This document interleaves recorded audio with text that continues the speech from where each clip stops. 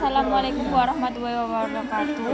Di sini saya mau menjelaskan sedikit pengetahuan kami mengenai sejarah masuknya Jepang ke Indonesia. Hal yang melatar belakangi Jepang masuk ke Indonesia adalah Restorasi Meiji yang merupakan serangkaian peristiwa yang berakhir dengan pengembalian kekuasaan Jepang pada seorang kaisar.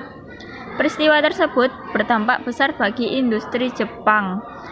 Jepang bangkit sebagai kekuasaan militer pada tahun 1905 dan melancarkan serangan di berbagai wilayah Asia Tenggara dengan tujuan ingin menguasai sumber daya alam yang ada. Ingin menguasai sumber daya alam di Asia Tenggara pada tahun 1941, Amerika Serikat membargo minyak bumi. Embargo merupakan larangan melakukan perdagangan dan perniagaan kepada negara lain, yang artinya Amerika Serikat melarang untuk memperangkap minyak bumi kepada Jepang. Sedangkan Jepang pada saat itu sangat membutuhkan minyak bumi untuk keperluan industri dan keperluan perang. Nah, pada tanggal 8 Desember 1941, Jepang menyerang Amerika dengan mengebom Pearl Harbor dan berhasil menghancurkan pertahanan militer Amerika Serikat. Jepang juga menyerang Filipina, kemudian ke Indonesia dengan tujuan mendapat cadangan logistik dan bahan industri untuk keperluan perang. Selanjutnya, proses pendudukan Jepang di Indonesia. Pasca penyerangan Pearl Harbor, Jepang berhasil memasuki Indonesia pada Januari 1942 melalui Ambon. KNIL dan pasukan Amerika berusaha menghalangi, namun kekuatan Jepang tidak terkalahkan. Pada 1942, Jepang mulai menyerang Jawa yang pada saat itu menjadi pusat pemerintahan Belanda. Blok Sekutu kemudian membentuk komando gabungan yang disebut Abdakom yang bermarkas di Lembang. 1 Maret 1942 dengan dipimpin Jenderal Imamura, Jepang berhasil mendapat di 3 tempat yang tidak terduga oleh Belanda, yaitu Banten, Eretan, Indramayu, dan Bojonegoro. Jepang dengan cepat menyerbu pusat-pusat kekuatan Belanda hingga 5 hari setelahnya, tepatnya 5 Maret 1942, kota Batavia jatuh ke tangan Jepang dan diikuti oleh kota-kota lain yang menyerah hampir tanpa perlawanan. Pada 8 Maret 1942, Jawa diserahkan ke tangan Jepang. Penyerahan tidak bersyarat ini ditandatangani oleh Jenderal Terporter wakil dari pasukan Belanda dan Jenderal Imamura wakil dari pasukan Jepang yang dilakukan di Kalijati.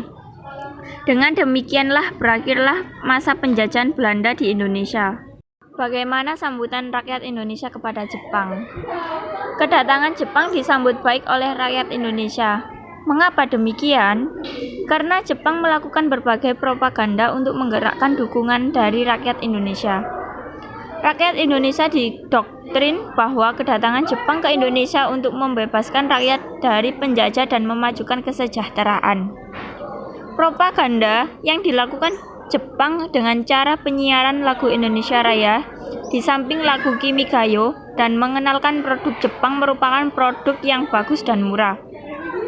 Selain itu, bendera Indonesia juga diperbolehkan untuk dikibarkan berdampingan dengan bendera Jepang. Propaganda juga dilakukan dengan program Pan-Asia, di mana Jepang akan memujukkan dan menyatukan rakyat Asia. Pembentukan pemerintahan militer. Sejak masuk di Indonesia, Jepang mengubah Indonesia menjadi pemerintahan militer.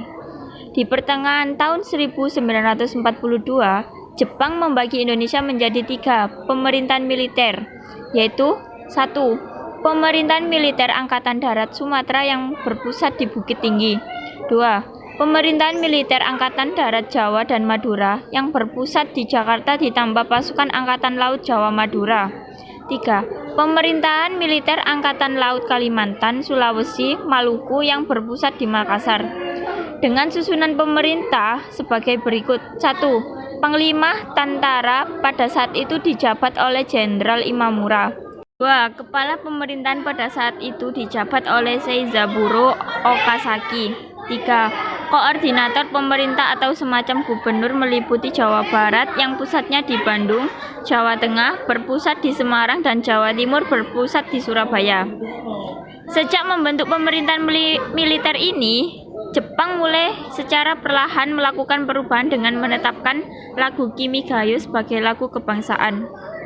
Rakyat Indonesia juga dilarang mengibarkan bendera merah putih dan setiap tahun bangsa Indonesia harus merayakan Hari Raya Tenkosetsu atau hari lahirnya Kaisar Hirohito. Sekian dari kelompok kami. Wassalamualaikum warahmatullahi wabarakatuh.